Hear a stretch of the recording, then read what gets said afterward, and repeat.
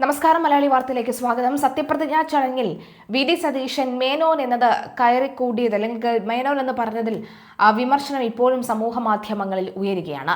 ഇതുവരെ V D Satheesan എന്ന് അറിയപ്പെട്ടത് ആരെ ബോധ്യപ്പെടുത്താനാണെന്ന് മേനോൻ കയറി വന്നത് എന്ന ചോദ്യമാണ് ഉയരുന്നത്. മുഖ്യമന്ത്രി സതീശനെതിരെ വിമർശനം ശക്തമാകുന്നു.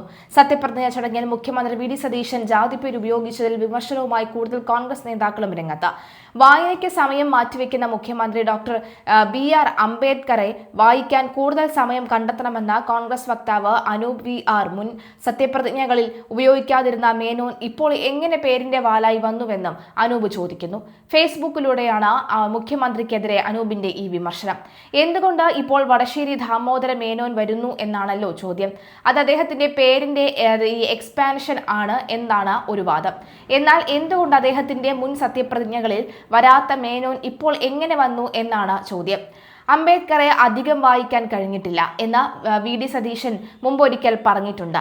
വായനയ്ക്ക് വലിയ സമയം കണ്ടെത്തുന്ന അങ്ങ് അംബേദ്കറെ വായിക്കാൻ അധിക സമയം കണ്ടെത്തണമെന്ന് മാത്രമാണ് ഈ സന്ദർഭത്തിൽ പറയാനുള്ളത് എന്നാണ് അനൂപ് ഫേസ്ബുക്കിൽ കുറിച്ചത്. ഫേസ്ബുക്ക് പോസ്റ്റ് നോക്കാം. വടശ്ശേരി രവീന്ദ്രനാഥ് അനൂപ് എന്ന ഞാൻ ട്രോളല്ല. വടശ്ശേരി ബഹുമാനപ്പെട്ട മുഖ്യമന്ത്രിയുടെ മാത്രമല്ല എന്റെയും കുടുംബ പേരാണ്.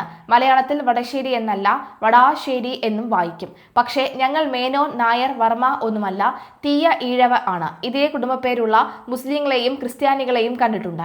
അവർ ഈഴവർ മതം മാറിയതാവാനും സാധ്യതയുണ്ട്. കേരളത്തിലെ മുസ്ലിങ്ങളിലും ക്രിസ്ത്യാനികളിലും ഒരു വലിയ വിഭാഗം ഈഴവർ മതം മാറിയവർ ആണല്ലോ. എന്തുകൊണ്ട് ഇപ്പോൾ വടശ്ശേരി ദാമോദര മേനോൻ വരുന്നു എന്നാണല്ലോ ചോദ്യം. അത് അദ്ദേഹത്തിന്റെ പേരിന്റെ എക്സ്പാൻഷൻ ആണ് എന്നതാണ് ഒരു വാദം. എന്നാൽ എന്തുകൊണ്ട് അദ്ദേഹത്തിന്റെ മുൻ സത്യപ്രതിജ്ഞകളിൽ വരാത്ത മേനോൻ ഇപ്പോൾ എങ്ങനെ വന്നു എന്നതാണ് ചോദ്യം. ജാതി ഒരേ സമയം ഒരു സാമൂഹിക മൂല്യധനവും സാമൂഹിക അധികാരവുമാണ്.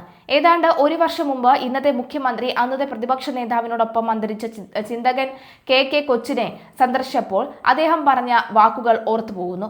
അംബേദ്കറെ അധികം വായിക്കാൻ കഴിഞ്ഞിട്ടില്ല.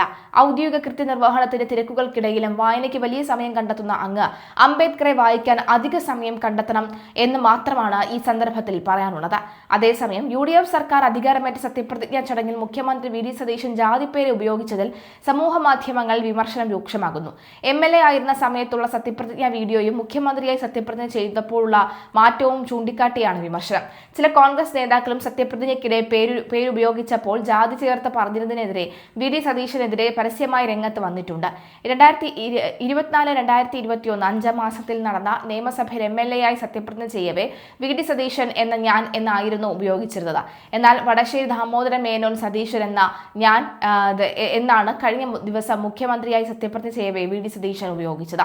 ഇതുവരെ ഇല്ലാതിരുന്ന സവർണ ജാതിവാൽ ഉറക്കെ പ്രഖ്യാപിച്ച വി ഡി സതീശൻ സത്യപ്രതിജ്ഞ ചൊല്ലിയതും ഈ സത്യപ്രതിജ്ഞാ ചടങ്ങിൽ അംഗീകരിക്കപ്പെട്ട സെക്യുലർ വരികളെ മറികടന്ന വന്ദേ ഭാരതം ചൊല്ലിയതുമെല്ലാം മുൻ നിലപാടുകൾ പൊള്ളയാണ് എന്ന് തെളിയിക്കുന്നുവെന്നാണ് സമൂഹ മാധ്യമങ്ങളിൽ ഉയരുന്ന വിമർശനം. ഇതിനിടെ കോൺഗ്രസ് നേതാവ് ജിൻഡോ ജോൺ വി ഡി സതീശന്റെ പരോക്ഷ വിമർശനവുമായി രംഗത്തെത്തി. പഞ്ച് ഇത്തിരി കുറഞ്ഞാലും ജാതിവാലുകൾ ചുമക്കാത്ത കോൺഗ്രസ് ആകുന്നതാണ് കുറെ കൂടി ഇൻക്ലൂസീവ് എന്നായിരുന്നു ജിൻഡോയുടെ പരാമർശം. ഇന്നലെയും ഇന്നുമായി സോഷ്യൽ മീഡിയയിൽ ഒരു ചർച്ച നടക്കുന്നുണ്ട്. അതുകൊണ്ടാണ് അത്തരത്തിലൊരു ഫേസ്ബുക്ക് പോസ്റ്റ് ഇട്ടത് എന്ന് ജിൻഡോ പറയുന്നു. ജീവിതത്തിലെ അസുലഭമായ ഒരു സാഹചര്യം വന്നപ്പോൾ പിതാവിന്റെ പേര് ഓർത്തതിൽ ഒരു തെറ്റും ഞാൻ പറയുന്നില്ല. അത് അദ്ദേഹത്തിന്റെ വിശദീകരിക്കാൻ കഴിയൂ. എന്നാൽ ഇതിനെ ചുറ്റിപ്പറ്റി കേരളത്തിൽ വലിയൊരു വാദപ്രതിവാദം നടക്കുന്നുണ്ട്. ജാതിവാലികൾ ഉപയോഗിക്കുന്നത് ശരിയാണ് എന്ന് സംഘപരിവാർ പരിപേക്ഷ്യം വരുന്നു. നേരെ തിരിച്ചുള്ള വാദങ്ങൾ വരുന്നു. സെൻട്രൽ ലെഫ്റ്റ് പൊസിഷൻ എടുക്കുന്ന കോൺഗ്രസിന്റെ ഐഡിയോളജിക്ക് ചേർന്നല്ല ജാതിവാൽ പ്രയോഗമെന്ന് ഓർമ്മപ്പെടുത്തിയെന്ന് മാത്രം. ഇത് രഞ്ജിത്തിന്റെ സിനിമയല്ല. കൈയടിക്ക് വേണ്ടി മേനോൻ ഇരുന്നില്ല എന്നും താൻ വി ഡി സതീശനെ വിമർശിച്ച് പറഞ്ഞതല്ലെന്നും ജിൻഡോ പറയുന്നു. അതേസമയം വി ഡി സതീശൻ മന്ത്രിസഭയിൽ വകുപ്പുകളുടെ കാര്യത്തിൽ മാത്രമല്ല മന്ത്രിമാരുടെ കാര്യത്തിലും തർക്കങ്ങൾക്ക് പരിഹാരമായി മന്ത്രിമാർക്ക് ഔദ്യോഗിക വസതികൾ അനുവദിച്ചു. മുഖ്യമന്ത്രിയുടെ ഔദ്യോഗിക വസതിയായ ക്ലിഫ് ഹൗസിന് തൊട്ടടുത്തുള്ള പമ്പയാണ് ആഭ്യന്തരമന്ത്രി രമേശ് ചെന്നിത്തലയ്ക്ക് അനുവദിച്ചത്. കഴിഞ്ഞ സർക്കാരിൽ പൊതുമരാമത്ത് ടൂറിസം വകുപ്പ് മന്ത്രിയായിരുന്ന മുഹമ്മദ് റിയാസ് താമസിച്ചിരുന്ന പമ്പ തനിക്ക് വേണമെന്നാണ് രമേശ് ചെന്നിത്തല ആവശ്യപ്പെട്ടിരുന്നത്. ക്ലിഫ് ഹൗസിന് തൊട്ടടുത്തുള്ള അശോകയാണ് സണ്ണി ജോസഫിന് അനുവദിച്ചത്.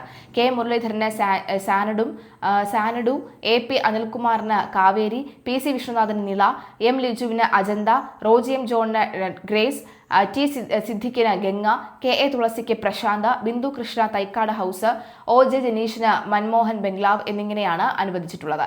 ലീഗ് മന്ത്രിമാരായ PK കുഞ്ഞാലിക്കുട്ടിക്ക് ഈ ലൈത്രസ്റ്റ്, അതുപോലെ തന്നെ N ഷംസുദ്ദീന് നെസ്റ്റ്, KM ഷൗക്കിന് പൗർണമി, PK ബഷീറിന് ഉഷസ്, VE അബ്ദുൽ ഗഫൂറിന് കവടിയാർ ഹൌസ് എന്നീ വസതികൾ അനുവദിച്ചു. മോൻസ് ജോസഫിന് പെരിയാർ, ഷിബു ബേബി ജോണിന് SI ജെയിൻ, CP ജോണിന് റോസ് ഹൌസ് എന്നിങ്ങനെയാണ് ഔദ്യോഗിക വസതികൾ അനുവദിച്ചത്. ഔദ്യോഗിക വസതികൾ സംബന്ധിച്ച ചർച്ചകളിൽ ഒരേ വസതിക്കായി 3 മന്ത്രിമാർ വരെ രംഗത്ത് വന്നിരുന്നു. നിള, സാനഡു, ഗ്രേസ് എന്നീ മന്ത്രിമന്ദിരങ്ങൾക്കായി നിരവധി പേർ രംഗത്തുണ്ടായിരുന്നു. ചർച്ചകൾക്കൊടുവിൽ മുഖ്യമന്ത്രിയുടെ ഓഫീസിൽ നിന്നുമാണ് അന്തിമ പട്ടിക തയ്യാറാക്കി ഉത്തരവിറക്കിയത്. അതേസമയം മുൻ മന്ത്രിമാർ താമസമൊഴിഞ്ഞ കെട്ടിടങ്ങളിലെല്ലാം അറ്റകുറ്റപ്പണി വേണമെന്നാണ് പൊതുമരാമത്ത് വകുപ്പ് പറയുന്നത്. അതിനായി തയ്യാറാക്കി നൽകിയ എസ്റ്റിമേറ്റ് അംഗീകരിച്ച് ഉത്തരവും ഇറങ്ങിയിരുന്നു.